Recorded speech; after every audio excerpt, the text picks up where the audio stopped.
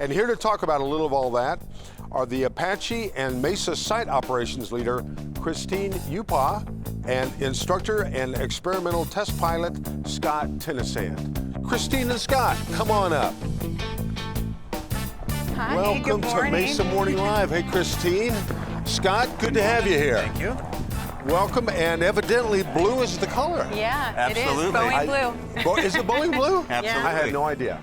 I'd like to thank Men's Warehouse for knowing that it was Boeing blue.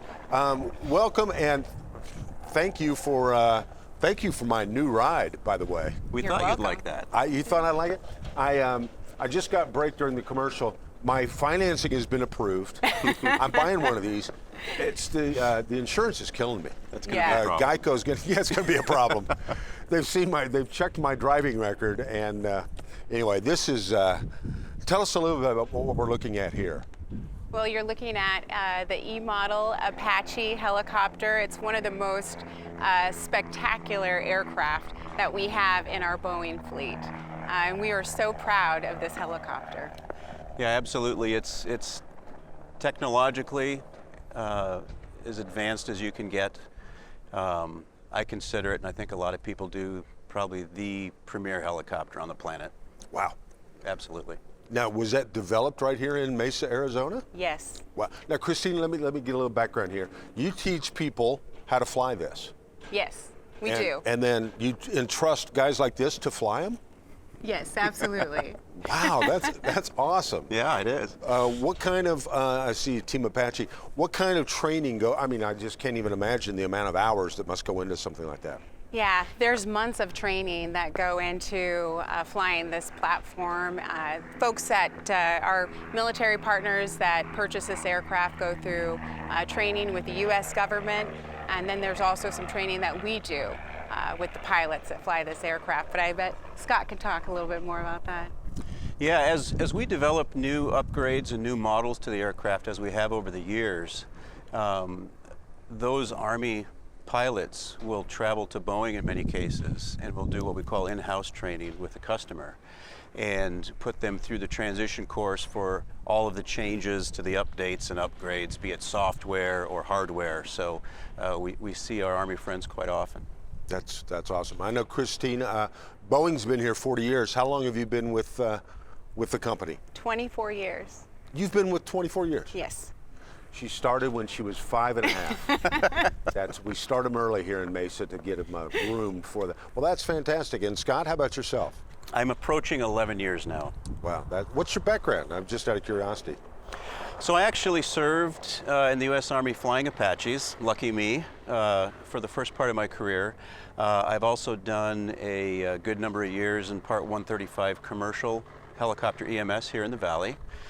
Worked for another company doing flight tests, and so this is really my fourth job in my lifetime so far, and this is the last one. And by the way, I've done a little research. He really is a pilot. He looks like something out of a catalog.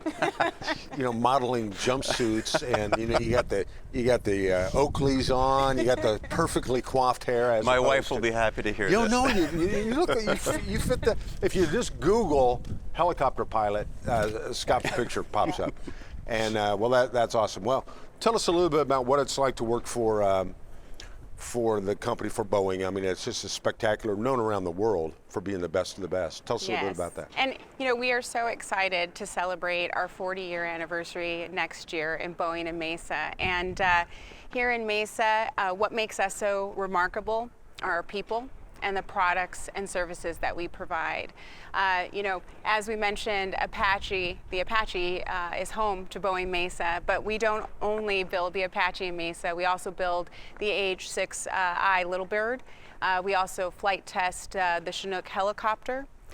We also are home to several centers of excellence for manufacturing of electricals, metals, and fabrication components, which is really, it takes into account the breadth of all the Boeing products and services that we provide. And we anticipate to see Boeing Mesa expand in the future. That's awesome. Scott, what's it like? Tell us the day in the life of a helicopter pilot here in Mesa.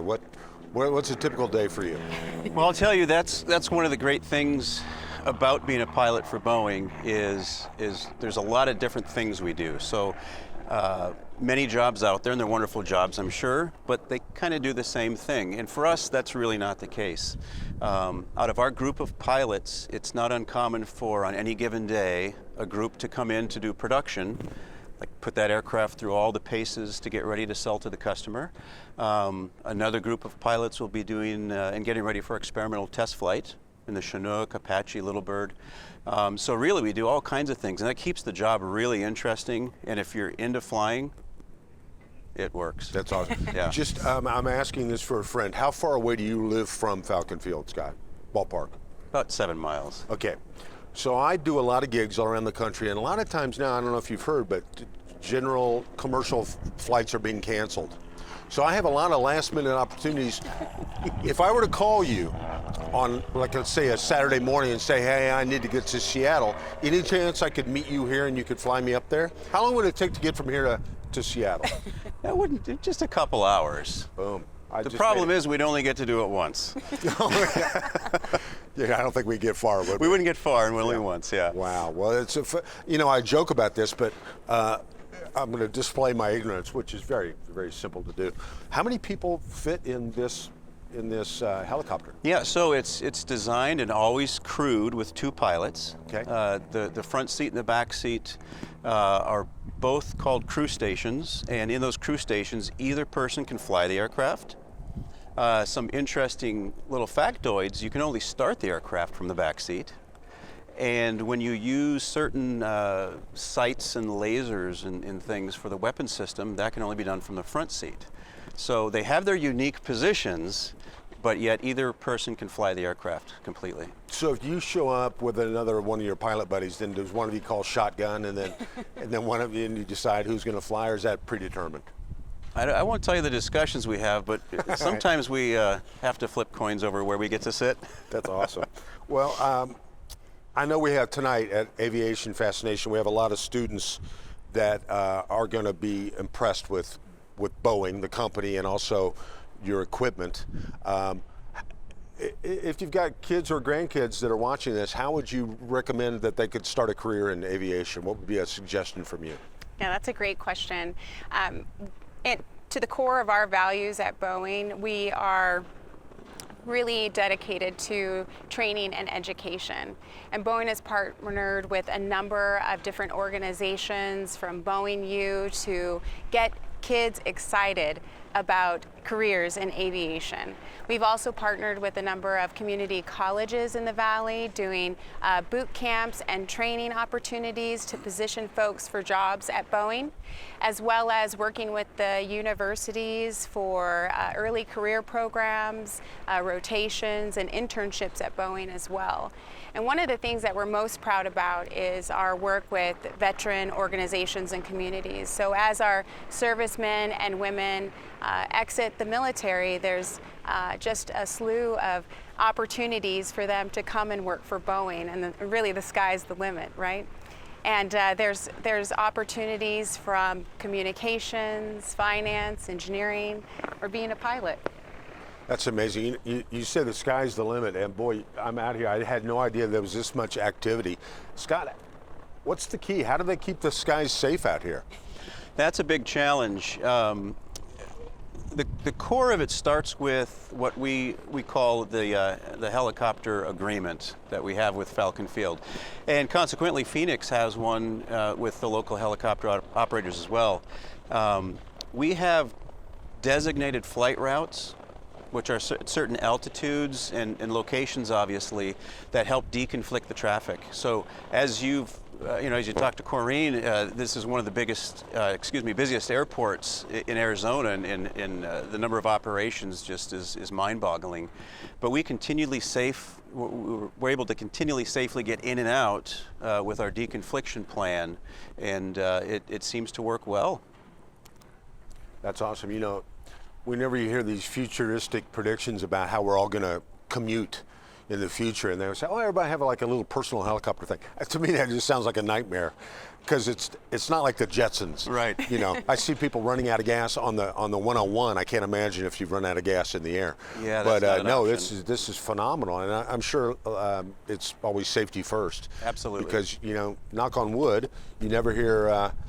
You rarely hear of incidents, so I know there's a lot of work that goes into that. Tell us a little bit about Christina. Give us a little overview, a little kind of a wrap up on. I don't think people appreciate the size of this. What's the rotor span? I mean, the footprint of this is well, not the footprint. The rotor size on this is amazing. This is big. Yeah, absolutely. You know, the number one comment I hear from people, including a friend I happened to see here this morning, was, "Oh my gosh, that thing's big when you see it in person." And the same thing goes with the Chinook. Just seeing the size of the rotor blades and the rotor, as you mentioned, is really quite amazing. So that's probably the number one thing I hear from most people. They're in awe of the aircraft, and they've seen specials on TV or seen it in the movies, and then they see it in person like they can here at several occasions at Falcon Field, and they're just amazed by the size of it. What's the RPMs on something like this? Oh, we can't tell you that. Top secret. They're afraid I'll go home to my workshop in my garage and reverse engineer one of these things. Well, it's an amazing. I can't even imagine. I mean, our superior war power. Absolutely. It's just got to be mind-boggling when we're in some of these international conflicts to Absolutely. people that are, let's just say, a little more crude than our weaponry. Yep. It's amazing. And that's what's so great. Our Boeing Mesa teammates are so proud. We're proud Absolutely. to build, design, test this aircraft, and ultimately serve the warfighters. That's awesome. Well, we thank you for being part of Mesa Morning Live. This whole weekend of veterans events, including tonight, Aviation Fascination, and Boeing, we just thank you for being here and for being here in Mesa. 40 years, and the amount of, you know, I mentioned the economic impact, $1.4 billion. Maybe you could talk a little bit about the charitable stuff that you guys do, because I know you're a great, not only business neighbor, but you're a good member of the community. Like to talk about that a little bit? Yeah, we do a number of different community outreach programs. We have our annual community service day for our Boeing employees. All of our leaders at Boeing serve on a number of different organizations and boards across the valley to make sure that we're engaged in the community and really working to make this community better for That's the awesome. future. Well, we thank you very much. Scott, one of these days, I'd like to, maybe on your off day, maybe we could go, any chance I could get a flight suit like that? That is pretty cool. We can special order one. Yeah. You heard it. We have that on video. If that comes in a XX, count me in. I don't expect to get any of the stuff that says I'm a big shot like you, Mr. You look like Tom Cruise kind of. Oh, no. Do you have a nickname? By the way, they all have the nicknames. They all had They just call me Scott. By the end of the show, I'll have a nickname for Scott. But Christina, Scott, thank you very much. Thank you. Boeing, for being great Thank you. members of the Mesa community. And boy, what a business. If you're a kid or a grandkid or anybody that's watching this, and you've got a youngster in your life that thinks aviation is the way they want to go, boy, follow these two. They've got a good thing going on here. So thank you very much. Thank you. Christina and Scott, thanks for being part of Mesa Morning Live. Thank you again. Yay! You guys are great.